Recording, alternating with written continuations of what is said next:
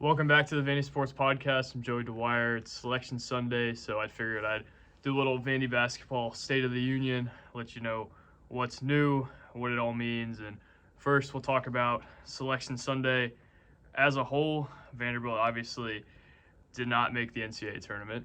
If anyone was surprised by that, obviously not getting an NIT bid either, and I don't think anybody should be super shocked by that, but it does mark, let's see, 1, 2, 3, 4, 5, 6, 7, 8 seasons since Vanderbilt has got an NCAA tournament bid. Kind of just shows you where this thing has fallen to, what the standard is of this program right now. It's just interesting, especially to think about how that game ended with the Matthew Fisher-Davis play. And looking back on it, I think Matthew Fisher-Davis put him in a great spot, but can't foul him there. Just interesting to think about. Even the last time they made it, it was a rough exit and something that Vandy fans don't look back on super positively, but it kind of tells you how important this hire is for them to make. Obviously, Jerry Stackhouse couldn't make it. Bryce Drew made it one time, and it was that 1 year where they got booted in the first round. Vandy has to find a way to get back to that, and they're at a point where this program is about as low sinking as it has been in a long time in terms of player personnel. But out of those 8 years that they haven't made the tournament, or 7 years, whatever, 1, 2, 3, 4, 5, 6, that's 7. So 8 years ago they made it, 7 years since they made it. Vanderbilt seems to be in a better spot in terms of its structure than it has been. I know there's some concerns about working in the athletic department, but it does feel like the NIL piece could be something that kind of helps this program dig out of this ditch.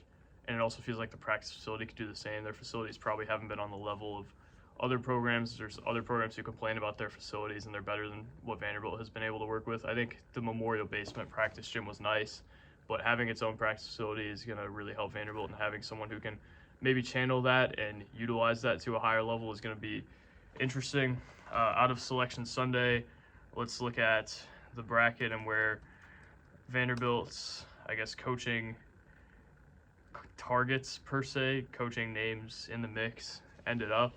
Josh Schertz obviously notably did not get in, and it feels like he'll be a guy that they're going to have to make a move on quickly now if they want to get him. Schertz obviously Indiana State's head coach. They're probably going to get an NIT bid, so I'm not going to guess that they're going to hire him in the next week if he's the hire, but they're going to have to get moving a little bit and maybe be able to orchestrate that before he is playing in the NIT, because once he's out of it, I think he's going to get some guys calling, and Vanderbilt's probably going to be one of the first on the line there if they want him. Let's see, Washington State, Kyle Smith, the 7 seed, really impressive coaching job by him this year. Drake, the 10 seed, Darian DeVries, name that hasn't been brought up a lot, but I think he needs to be brought up more than he has. He's been really successful, has been a Power 5 assistant. College of Charleston, the 13 seed against Alabama, a really good upset spot. Pat Kelsey, another guy who I think they could really nail the hire with if they make that hire. Kelsey, I think $1 million buyout, so not strictly prohibitive. Let's keep going down the bracket. Matt Langle at Colgate's, the name that's been thrown out a little bit. I don't know that I love that name. Nico Medved, the 10, they're in the first 4 against Virginia.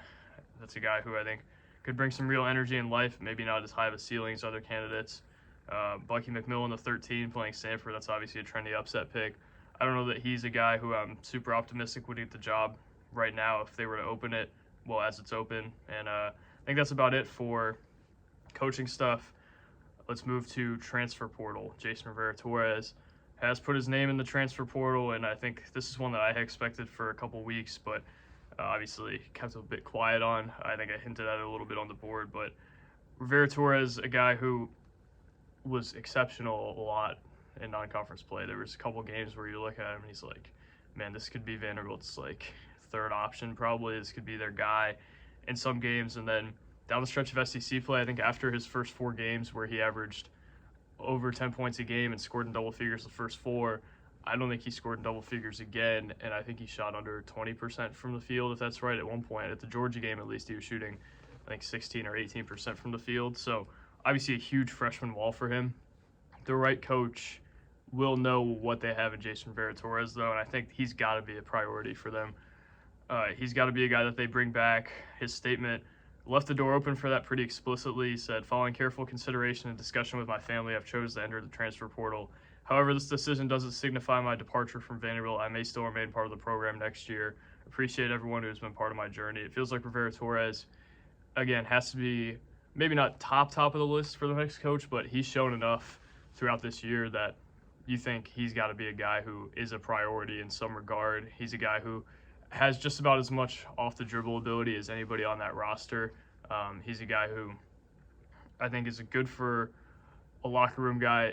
With his background, you could think that maybe some things would get to his head, but it feels like he's a guy who could really be a foundational piece of their program. And what's interesting to me about his and Colin Smith's portal entry is kind of the new trend to where they are entering the portal and kind of opening up communications with coaches and seeing what's out there, but they're also leaving the door open and coming back to Vanderbilt. I think that's kind of what you're going to see more and more with Vanderbilt as a whole and with coaching searches as a whole, to where you're looking at it as guys going in and just trying to gauge interest for now until the new coach comes in. I think with Colin Smith in particular, it's really smart just to kind of see what kind of interest is out there before you commit to coming back to Vanderbilt. If Colin Smith, for example, comes in, or if Colin Smith stays with Vanderbilt and doesn't go in the portal, and the new coach comes in and says he's damaged goods, we don't want him, well, then Colin Smith's completely screwed. So I don't know that you can really blame either of these coaches or these guys for making the moves that they did, because it feels like they need a backup plan if Vanderbilt's coach doesn't view them the same way that they view themselves. And I think that's kind of my main takeaway from the portal entry. There's not a culture issue anymore, I guess, because there's no coach to have a culture issue. There's not a whole lot of bigger picture stuff. I do think these guys can get paid, specifically Rivera-Torres, and that's something to watch as well. Can Vanderbilt kind of, if they do want to bring him back with a new coach, can that coach provide what these guys need NIL-wise? And I would think they probably would be able to, at least unless Jason Rivera-Torres gets a huge offer from a school that is outbidding Vanderbilt. But the talent going out the door today, I think, is notable. Colin Smith, talk about his game a little bit. Just a guy who brings them a lot of positional versatility. He's a great rebounder for his position, averaged 6 a game, almost 7 a game this year. The shot making and the creation ability wasn't what I had thought it would be out of him this year, but I do think Colin Smith is a guy who could be a really, really valuable third or fourth option for you, and I think that was kind of the plan this year. And I think obviously they're not going to be a tournament team. Obviously they wouldn't have been a team with anywhere near a winning record in the league, but if they had got Colin Smith back, I think they would have had him in the perfect spot playing off of those guards, and maybe he could have made Evan Taylor a little bit better, because Evan Taylor would have been guarded by threes more than fours. Smith maybe could have shifted down to the 5 a little bit when they needed to eat some minutes. He would have been a guy who would have really helped them. But what does that injury do to him? The torn Achilles is not something to mess with, and it's easier to recover now than it ever has been, but it's still not easy by any stretch. I think he's a guy who you're not completely devastated to lose, but you kind of perk up and say, well, how do we fix that? Because if he goes out the door, and he also left the door open to return, and for good reason, but if he goes out the door, I think you've got a real hole to fill at the 4. And I don't know that he was ever a 3 in my mind, but I do think he's a really nice guy to be able to catch and shoot, maybe get it off of a closeout once or twice, and then obviously defend, rebound, give you a lot of little things in that position, a lot of lineup versatility, to where I think he could be a really nice piece for them moving forward. Almost all of that class that Colin Smith came in with is out the door now. Paul Lewis is the only one still with Vanderbilt, and I don't know what that's going to end up looking like. Malik Dia obviously is in the portal again after Belmont. I don't know that that's a realistic option for him to come back. Noah Shelby's in the portal, or not in the portal, went in the portal, went to Rice, although they did fire their coach. Lee Dort entered the portal. I do think Lee Dort might actually have some options once he goes in, because I've heard from people who know better about the legal situation than me that there's a good chance that he'll get cleared to play next year. I don't know what the look looks like for teams next year taking Lee Dort, but I do think that those people know more than I do about it, and I'm going to take their word at this point. Again, I don't know anything about the whole legal implication of that, but it's what I've heard. All that to say, Vanderbilt's got to develop, retain, recruit a little bit better. All three of those things, 2022, I think they recruited really well. Those guys kind of recruited each other, but got to keep a class like that together.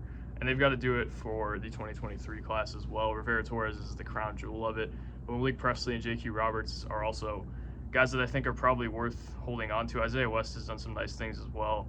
I wouldn't be heartbroken if any of those three guys walked out the door, but I do think they're valuable to have, and guys that you don't really want to walk out the door. So, again, Rivera-Torres got to be an emphasis point. Colin Smith probably needs to be an emphasis point as well for the new coach. But with that being said, turnover isn't inherently a bad thing. When you've done what Vanderbilt did this season and hit a historic low in your program's history, it's hard to really want to retain that whole roster. And there's a lot of guys who probably aren't good enough to play at this level, to be completely frank with you. I think these two guys are good enough to play at this level, but just having change probably isn't the worst thing in the world. Look at the football team.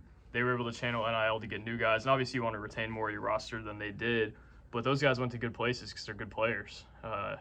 Look at London Humphreys, Will Shepard. Maybe not the right fits at Vanderbilt, some of those guys. I think Humphreys especially was a good fit, but when you lose guys like that, it feels like it's maybe not the worst thing in the world. And Vanderbilt, I think, will probably experience a little bit of that in the next couple of weeks. It's already had 3 portal entries. I expected 4 or 5 before Stack got fired or parted ways with, however you want to phrase it. But I think they're going to have more than that now. And it might be some of these half portal entries to where you're putting your name in, getting contacted, actually entering the portal, but you're not ruling out going back. You're not necessarily leaving per se. You're going in and putting your name in and seeing what's out there, seeing what feedback you get, seeing what offers you get, what kind of money you could get in the portal. I think I'd expect a little bit more of that, especially from their higher tier guys. But I had heard before the season ended, 2 higher tier guys were going to go in, and there was a third that I think some sources were unsure on. So we're going to see what that entails. There's been some message board talk and some Shirley Donovan talk about one of those 3 names. So we'll see what happens with all that. I think Stack going out the door changes some of that intel, but it's going to be really interesting next couple weeks for Vanderbilt. It's hard to say a whole lot about the portal stuff until those guys go out the door, or until the new coach comes in, and then those guys go out the door, because then you're actually seeing what the roster looks like. There's a real possibility both these guys could be back. Rivera-Torres, I think, again, a guy I really would like them to keep. I think it's very rare you see a guy with that size and that skill come to Vanderbilt, especially with his skill on the defensive end.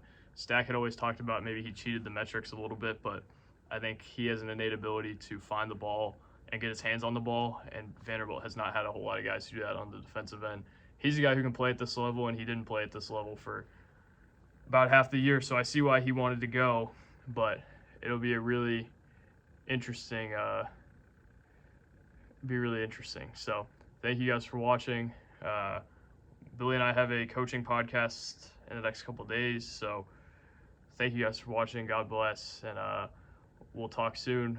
Watch that podcast Billy and I did. We've got some baseball stuff we just put up today. Lynn and I will do some women's basketball regardless of whether they make the tournament or not, so stay tuned to VandySports.com. We're going to keep grinding, and we'll talk soon. Peace.